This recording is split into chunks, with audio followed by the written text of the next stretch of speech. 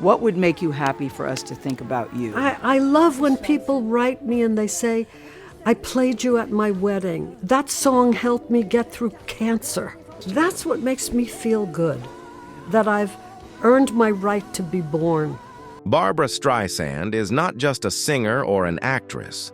She is one of the rare figures who can leave the world in awe with a single note, and moments later, haunt it with roles steeped in sorrow. From the dazzling lights of Funny Girl on Broadway to her Oscar win for A Star is Born, Streisand shattered every convention of looks, voice, and artistic power to become an irreplaceable icon of American culture. Her voice once shook the grandest halls, while her resolve carved a path for countless women to step out from under the shadow of men in Hollywood. Streisand is not only an artist, she is the voice of courage, a testament to the will to live true to oneself, even when it meant facing waves of criticism and misunderstanding. For more than 6 decades, she stood firm between the glare of fame and the depths of darkness, turning childhood wounds and cruel ridicule into fuel for creativity. Yet, in her 80s, behind that radiant legacy still lie scars that never healed. Stage fright, turbulent romances, and secrets of marriage that have kept Hollywood endlessly curious.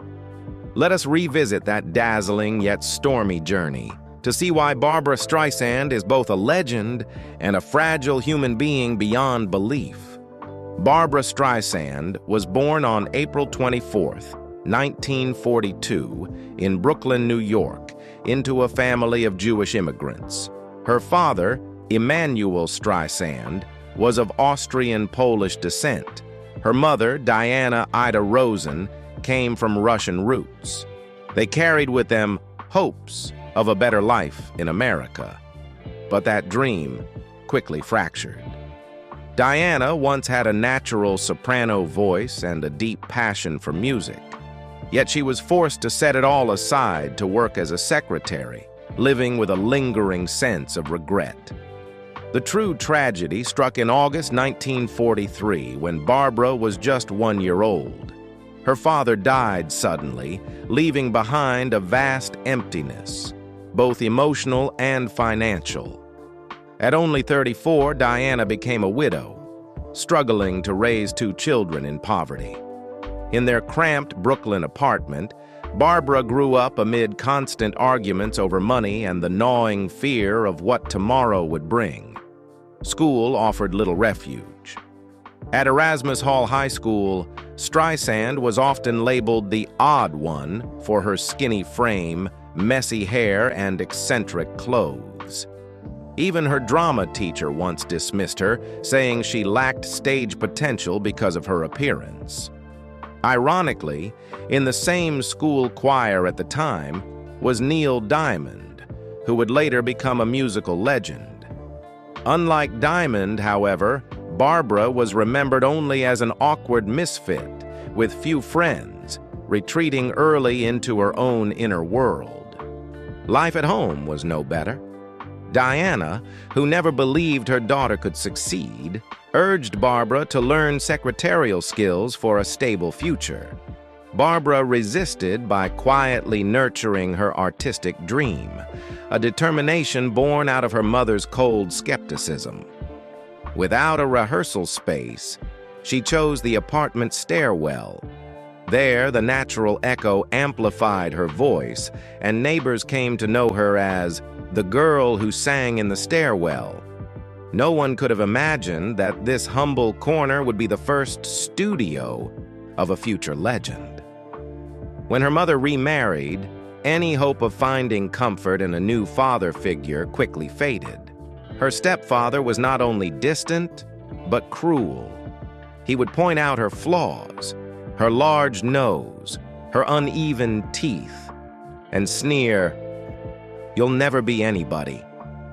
For a young girl, those words cut deep. But rather than conform, Streisand resolved never to change herself just to please others. When pressured to fix her teeth or undergo nose surgery to boost her chances in show business, she firmly refused.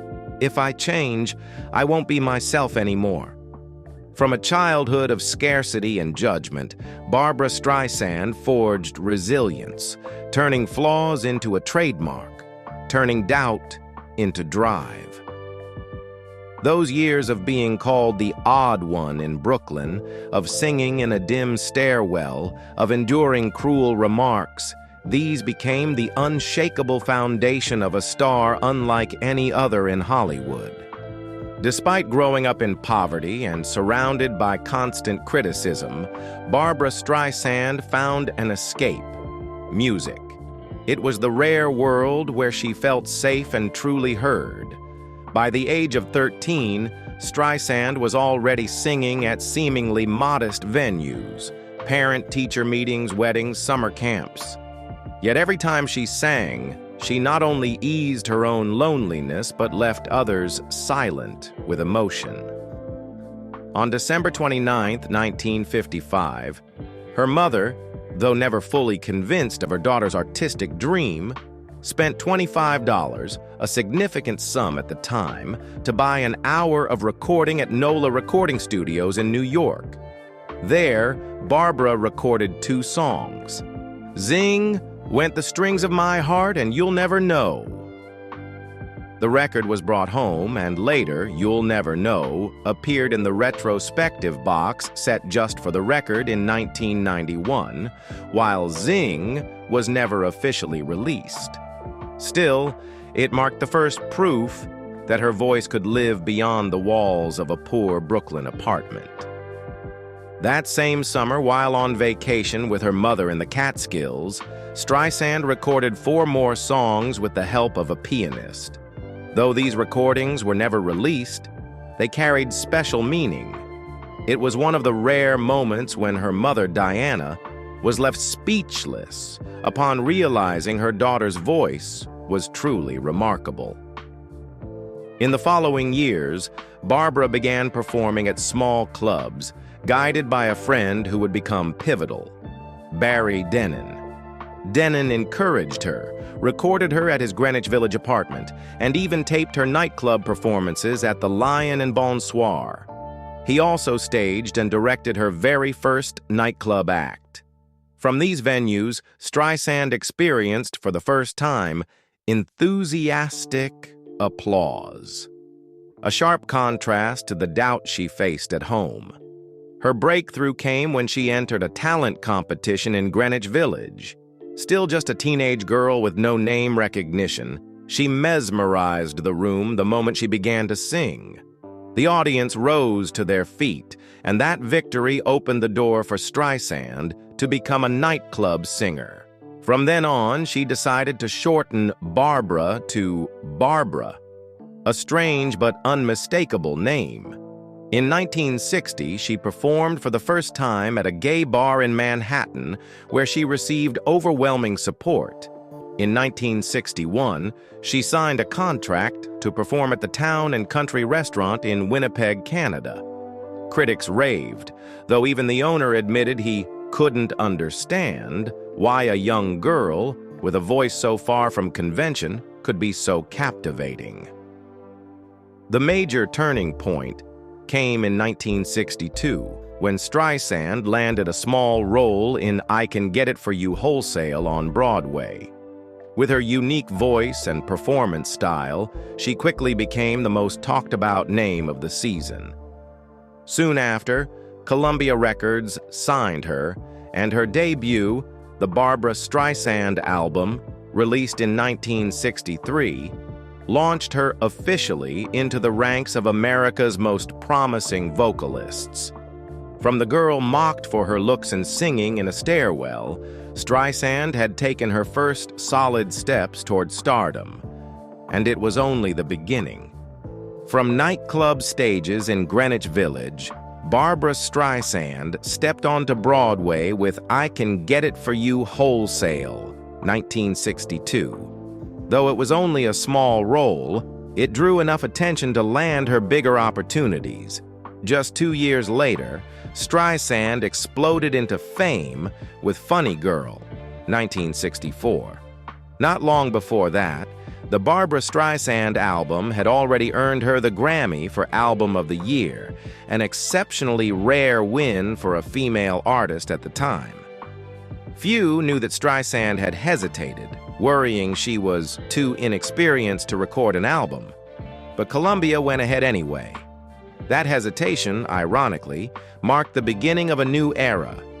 Music made her a star, but film cemented her status. In 1968, Streisand sang and starred in the film adaptation of Funny Girl, winning the Academy Award for Best Actress. Even more memorable, it was one of the rare occasions in Oscar history where there was a tie. She shared the award with Katharine Hepburn. In the famous Don't Rain on My Parade sequence, Streisand insisted on filming aboard a real moving train instead of a studio set. The gamble worried the crew, but the result became iconic, forever linking her image with that of Fanny Brice. Her subsequent films, Hello, Dolly, The Way We Were, 1973, and A Star is Born, 1976, solidified her as one of the biggest box office stars of the 1970s. The Way We Were spent 3 weeks at #1, won on the Billboard Hot 100, and was the best-selling single of 1974. Initially, Streisand had no plans to sing it, but composer Marvin Hamlish's persistence convinced her, and the song became one of her career-defining works. With A Star is Born, Streisand made history. She simultaneously topped the Billboard charts with both a #1 album and a #1 single. One album and a #1 single, Evergreen. The song earned her both the Academy Award for Best Original Song and the Grammy for Song of the Year. Though collaborators often complained she was too controlling on projects, it was precisely this decisiveness that made Streisand one of the first women in Hollywood to command full creative power. In the 1980s, Streisand reinvented herself again. Guilty, 1980, her collaboration with Barry Gibb sold more than 15 million copies worldwide and became the best-selling album of her career. At first, she feared her voice wouldn't fit disco, but Gibb reassured her. It's the difference that makes it a hit. He was right. Woman in Love from the album dominated international charts. Beyond music, Streisand founded Barwood Films and became one of the few women in Hollywood with influence as both producer and director. Her film Yentl, 1983, which she co-wrote, directed, produced, and starred in, grossed nearly $69 million worldwide, won the Academy Award for Best Original Song, the Golden Globe for Best Motion Picture, Musical, or Comedy, and made Streisand the first woman ever to win a Golden Globe for Best Director. On the music stage, Streisand holds the record for the most #1 hits. 1 albums on the Billboard 200 by a female artist, with 11 chart-topping albums spanning from the 1960s through the 2000s and 10s, a feat still unmatched. Her global record sales exceed 150 million, including over 68 million in the United States alone. Though she rarely tours, each return to the stage has broken box office records, proving her enduring draw across generations. Looking back, Streisand's career is a clear progression of milestones, from tiny nightclubs to Broadway, to her first Oscar, to her reign as a recording icon, and ultimately, to her groundbreaking position as a female producer-director in Hollywood. At every stage, she set a new standard and proved that limits exist only to be broken. Behind the stage lights and prestigious awards, Barbra Streisand's personal life was just as headline-grabbing as her career. If her professional journey soared steadily to the top, Her love life was far more turbulent, marked by stormy relationships with famous men. One of her most talked about romances was with Pierre Trudeau, the Prime Minister of Canada. The pairing of a Hollywood star and a world leader instantly became a media sensation, dubbed Trudeau-mania. The press at the time speculated endlessly about Streisand's possible influence on Trudeau's political decisions. In her memoir, Streisand confessed she had quietly chosen Trudeau after reading an article about him months before they met. Their first encounter was at the premiere of Funny Girl, 1968, where she was swept away by his intelligence, charisma, and what she described as a smile that could be carved into marble. She recalled, "Trudeau was like a combination of Albert Einstein and Napoleon, only taller. With him, I could hide in the shadows a little." Their relationship unfolded across flights back and forth. Trudeau visited New York while she was filming The Owl and the Pussycat, 1969, and Streisand flew to Canada, at one point even attending a parliamentary session. She wrote, "The whole chamber laughed when an opposition member asked if he could take his eyes off the visitors long enough to answer a question. Pierre blushed. I blushed too, and laughed along." Yet the age gap, Trudeau was 50, Streisand only 27, fresh from a divorce and wrestling with insecurities, made her feel a little frightened by the intensity of the romance. "My mind was in love, but my body was not," she admitted. Streisand eventually returned to Los Angeles, creating distance to step away from a relationship that felt overwhelming. Though love didn't last, their bond endured for more than 3 decades. Trudeau escorted her to a gala in 1983. And even in the late 1990s, he was still writing her letters. When he passed away in 2000, Streisand mourned deeply, writing that she had lost a wonderful friend. Years later, when she met his son, Justin Trudeau, by then also Canada's Prime Minister, she was moved by the resemblance. Pierre would have been so proud. After Trudeau, Streisand entered a high-profile romance with Don Johnson, the television star of Miami Vice. They first met on a Christmas trip to Aspen, where Johnson charmed her with his radiant smile and sun-kissed looks. He was the heartthrob of the moment. "I have to admit, I was drawn to attractive men. It was almost like a work of art. I collected them," Streisand wrote in her memoir. The relationship began playfully, with boxing matches featuring Mike Tyson, helicopter rides, and yacht adventures. None of these were her usual interests, but she happily indulged. The entertainment press hailed them as Hollywood's new golden couple, constantly radiant in the spotlight. But after a few months, cracks appeared. Johnson missed Barbra's birthday party because of filming in Calgary, and her visit to the set turned painful as he seemed distant and cold. The breaking point came with their duet, "Till I Loved You." While the song was beloved by fans, Johnson felt overshadowed, fearing Streisand's enormous presence would eclipse his own career. Instead of voicing his fears openly, he responded with anger and suspicion, while Streisand quietly withdrew. What finally ended it for her was a phone call, answered not by Johnson, but by his ex-wife, Melanie Griffith. Johnson was helping Griffith through rehab at the time, but Streisand was disheartened by his lack of honesty. "I couldn't be with a man who wasn't emotionally truthful with me," she wrote. In the end, they parted amicably, without regret. Yet the relationship left a strange aftertaste. 30 years later, I still occasionally see Don at parties. He always hugs me and whispers, "I love you," I don't answer back. Another romance that drew major attention was with young tennis star Andre Agassi.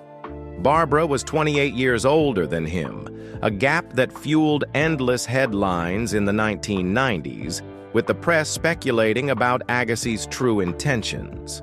Amusingly, when hotel tycoon Steve Wynn first mentioned Agassi to her, Barbra casually asked, "Who?" as she had never heard of him, being indifferent to sports. At the time, Agassi had yet to win a Grand Slam, but he was smitten with the legendary actress, while Streisand merely wished him luck.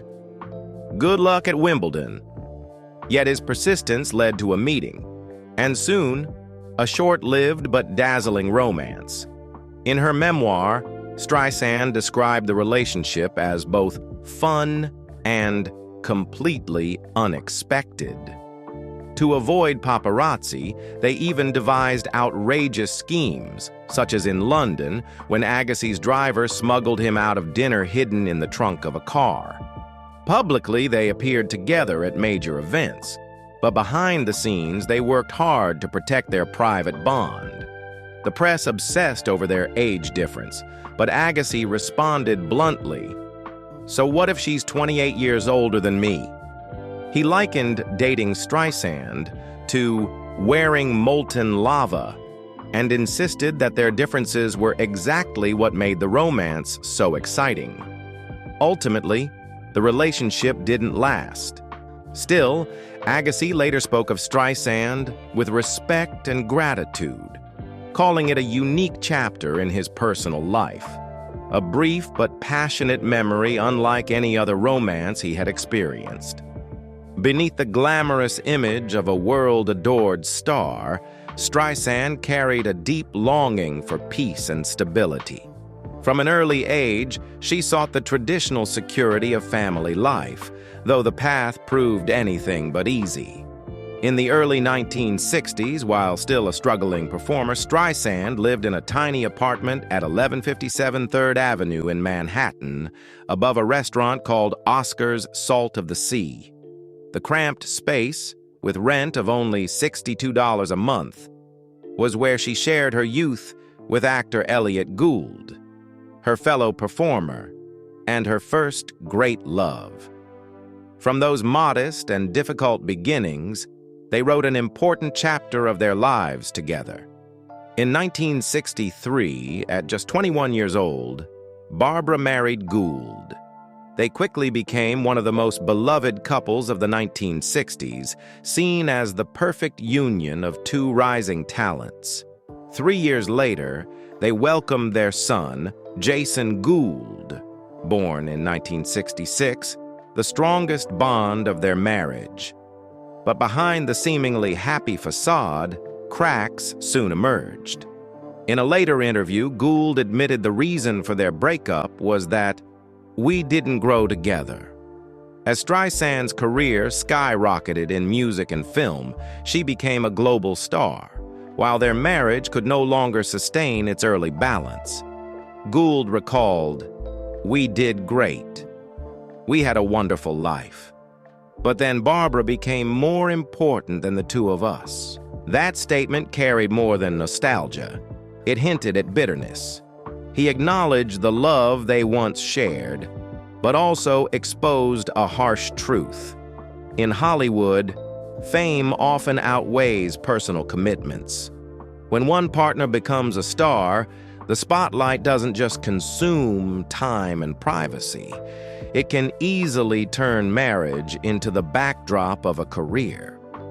For Gould, Barbra becoming more important than the two of us was an admission that even love could not compete with the weight of stardom.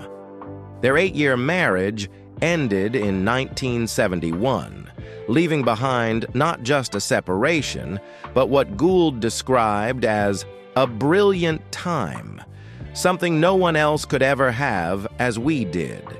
Streisand would later find lasting happiness with James Brolin, while Gould moved on to other marriages. Yet Jason Gould, their only child, remains the clearest testament to a romance once watched closely by all of Hollywood. After the collapse of her marriage to Elliot Gould and several unfulfilled romances, Barbra Streisand finally found lasting stability with James Brolin. Their fateful meeting took place in 1996 at a dinner party. Neither expected to find new love that night. But when their eyes met, everything seemed to change. Barbra and James were quickly drawn to one another, and before long they became one of Hollywood's most admired couples. Their first encounter was both unusual and unforgettable. Upon meeting James for the first time, instead of a polite greeting, Barbra reached out, touched his hair, and bluntly asked, "Who messed up your hair?" It was classic Streisand, frank and witty, and rather than being offended, James found it refreshing and charming. That candid spark created an instant bond between them. They married in 1998, exactly 2 years after their first meeting. The wedding, held at Barbra's Malibu estate, was carefully guarded for privacy. True to her nature, Barbra went to extraordinary lengths to keep the ceremony intimate. She even blasted jungle sounds and rock and roll music outside the wedding tent to prevent eavesdropping on their vows. It was a testament to her determination to protect the sacredness of her most personal moments. Though their marriage has lasted more than 2 decades and is widely admired, it is also marked by quirky, unique habits that make their relationship stand out. Perhaps the most talked about is their decision to maintain separate bank accounts. Having endured 2 previous marriages, Brolin understood the financial strains that can complicate a union. He believed keeping finances separate would minimize conflict and preserve personal freedom. This wasn't just practical, it also symbolized the couple's respect for each other's independence within the marriage. Even more unusual, however, is Streisand's famous basement shopping mall. Instead of using her Malibu basement for storage, she transformed it into a whimsical private shopping street, where she displayed her eclectic collections. The mall featured everything from vintage clothing boutiques to a frozen yogurt stand and even an antique doll shop. For Barbra, it was more than storage. It was a creative sanctuary, a space to relax and indulge in small joys. The basement mall became a subject of fascination in Hollywood. When friends like Lady Gaga or Ryan Murphy visited, they were captivated by its eccentric charm. Murphy, the creator of Glee, once admitted that an evening spent with Gaga exploring Barbra's basement shops was one of the most delightful and unforgettable experiences of his life. Despite their quirks, Barbra and James both understood that sustaining a marriage required constant renewal of love and connection. They made time for each other, whether through romantic evenings or spontaneous getaways. James once shared that Barbra often cooked for him, though she wasn't a skilled chef. What mattered was the effort and affection she poured into those meals, which made him feel cherished and valued. They also supported each other's careers. Brolin has admitted that Barbra helped him become not only a better actor, but also a better man. In return, Streisand has said that James brought her balance, something she had long struggled to find amid the pressures of her artistic career. Though they never had children together, they built a blended family of harmony and warmth. James had 3 children from his previous marriages, and Barbra worked hard to create an environment of love and mutual support. That sense of family unity has been a cornerstone of their enduring marriage. So, is keeping separate finances, as Barbra Streisand and James Brolin do, the golden secret to a lasting marriage, or merely a way to avoid unnecessary clashes? If it were you, would you keep your finances separate or combine them? Alongside a turbulent personal life, Barbra Streisand's career was far from smooth. The fame she achieved from Funny Girl brought more than applause. It thrust her into an atmosphere of suffocating tension. On Broadway, she found herself working opposite Sidney Chaplin, son of film legend Charlie Chaplin. While the spotlight illuminated Barbra's brilliance, for Sidney it only deepened his sense of being overshadowed.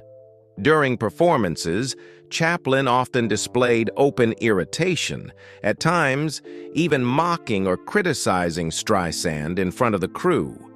Instead of collaborating to elevate the play, he treated her success as a personal threat. For a young actress just stepping into the limelight, such hostility wasn't just painful, it left her anxious before every performance.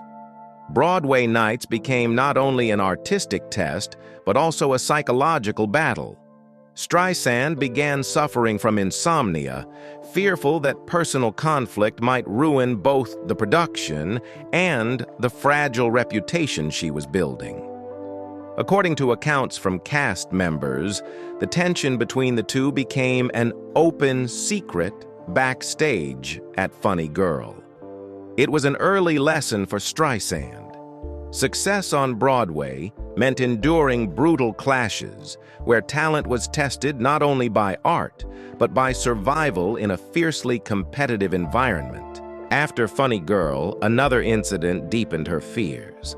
In 1967, during a concert in Central Park, before more than 100,000 spectators, Streisand suddenly forgot the lyrics mid-performance. The shock of that moment grew into a crippling phobia that lasted nearly 3 decades. She virtually withdrew from live performances, refusing tours and major concerts, even as her recording and film career soared. For 27 years, she confined herself to the studio and the screen, avoiding the stage lights that once defined her. It wasn't until 1994 that she dared to return with Barbra Streisand. The concert at Madison Square Garden. Tickets sold out within hours. The show was broadcast live on HBO, and it went on to win 5 Emmy Awards. It was more than a comeback. It was a triumphant rebirth, transforming a fear that had haunted her for decades into one of the most legendary performances in history. Barbra Streisand, though celebrated for her extraordinary talent and illustrious career, has not been immune to scandals that shook public opinion. One of the most infamous was the 2003 lawsuit that later gave rise to what is now known as the Streisand effect. When she discovered that photographs of her Malibu estate had appeared on an environmental website documenting coastal erosion in California, Streisand reacted fiercely. She sued the photographer and the website for $50 million in an attempt to suppress the images. Ironically, the lawsuit backfired. Instead of silencing exposure, it amplified it, making her home one of the most talked about subjects on the internet. The incident became a textbook example of how efforts to conceal information often only draw greater public attention. Her controversies didn't stop there. Streisand has long been outspoken about politics. A loyal supporter of the Democratic Party, she never hesitated to champion its candidates and causes. Yet her bold stances were not always well received, frequently sparking backlash from those on the opposite side of the political spectrum. Her words often ignited heated debates, dividing public opinion sharply. Perhaps the most controversial moment came in 2019, when she commented on the sexual abuse scandal involving Michael Jackson. Streisand acknowledged that the victims had clearly been hurt, but added that Jackson had his own sexual needs, and that the victims had come through it okay. The remark triggered immediate outrage, with critics accusing her of being insensitive and lacking empathy. Streisand was forced to issue a public apology and clarify her views. But the damage lingered, leaving a stain on her public image. These scandals, while not erasing her artistic brilliance, added layers of contradiction to her persona, making Streisand a figure at once divisive and magnetic in the eyes of the public. Streisand is known not only for her voice and performances, but also for her political candor. She is among the few Hollywood stars who openly criticized Republican presidents. In 2001, when George W. Bush first took office, Streisand wrote a letter urging Democrats not to let this administration destroy the country, a direct warning that quickly earned her the label of being biased and overly politicizing art. With Donald Trump, she was even more outspoken.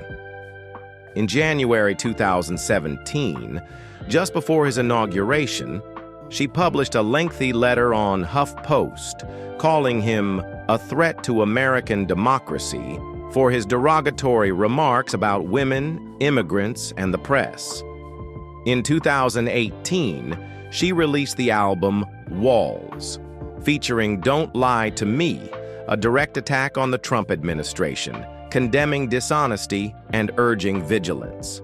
By 2019, she doubled down, describing Trump as a dishonest man who destroys democratic values, undeterred by conservative backlash. These declarations made Streisand one of Hollywood's most forceful political voices.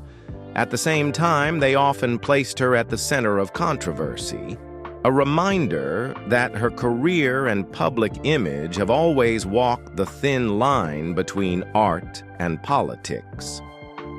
Despite being one of the most famous stars in the world, Barbra Streisand has preserved a deeply personal and intimate private life. In that world, her greatest love extends not only to art or the stage, but to her dogs, whom she considers true family members. The clearest example of this bond was her relationship with Samantha, a coton de Tulear, who was by her side for 14 years. When Samantha died in 2017, Streisand was devastated. Unable to bear the loss, she chose to clone Samantha, creating two new dogs, Miss Violet and Miss Scarlet. "You can't clone a soul," Streisand admitted, "but when I look into their faces, I see Samantha." For her, they were not lifeless replicas, but new companions continuing an unbroken chain of love. Though she and James Brolin never had children together, their family was completed in another way, through their dogs. They brought joy, comfort, and acted as glue that strengthened their marriage through the years. Alongside her love for animals, Streisand is fiercely protective of her privacy. Away from the spotlight, she and James live deliberately apart from paparazzi lenses. Often, upon noticing they were being followed, they would change routes and drive to remote places to enjoy peace. For them, it wasn't just about avoiding noise. It was a way of shielding their happiness from intrusion. Her Malibu estate embodies this desire. It is more than a residence. It is her fortress, designed to block out outside curiosity. Within its walls, Streisand carves out simple pleasures, even transforming her basement into a private shopping mall. Strange, perhaps, but quintessentially Barbra, crafting her own world where she can simply be herself, free from interference. From the silences of her private life to the dazzling lights of stage and screen, Barbra Streisand's journey is not merely the story of a star, it is the making of a cultural legacy that spans generations. She is among the rare artists to achieve EGOT, the quartet of Emmy, Grammy, Oscar, and Tony awards. In history, only a little over 20 people have done so, and Streisand was among the earliest to prove that artistic talent could transcend the boundaries of genre. With more than 150 million records sold worldwide, She remains one of the best-selling female artists of all time, and she still holds the record for the most #1 hits. One album on the Billboard 200 by a female artist. Streisand's influence goes far beyond music. In film, she shattered barriers for women by becoming the first female director ever to win a Golden Globe, with Yentl, 1983. Choosing to write, direct, produce, and star in the project herself was considered a reckless gamble in a Hollywood still dominated by men. Its success paved the way for generations of female directors, establishing Streisand as a symbol of artistic pioneering. In the realm of popular culture, her name is tied to an immortal concept, the Streisand effect, the phenomenon where attempts to suppress information only spread it more widely. From a personal lawsuit, she inadvertently coined a media term now widely used in journalism, technology, and sociology. Her influence also extends into politics and society. As a powerful voice for the Democratic Party, Streisand has been polarizing, yet admired for her fearlessness in expressing her views. She became an example of an artist who not only sings and acts, but also uses her fame to take part in broader social conversations. Streisand's legacy, then, is not defined merely by golden statuettes, record-breaking sales, or sold-out concerts. It lies in her ability to redefine what it means to be a star, a Jewish woman once mocked for her looks, who lived with stage fright so severe she stayed away from concerts for nearly 3 decades, yet still rose to become an icon. Above all, she proved that art is not only for entertainment, it can shape culture, challenge prejudice, and inspire across time. In her 80s, Barbra Streisand has not stepped away from the spotlight. She has simply chosen to appear differently, rarely, but each time as a statement. At her Malibu home with James Brolin, she finds peace in the small things: the garden, the ocean waves, and her 2 dogs, Miss Violet and Miss Scarlet, the clones of Samantha, her 14-year companion and one of the deepest emotional anchors of her life. Yet Streisand does not live only in memory. In 2025, she once again proved her enduring vitality.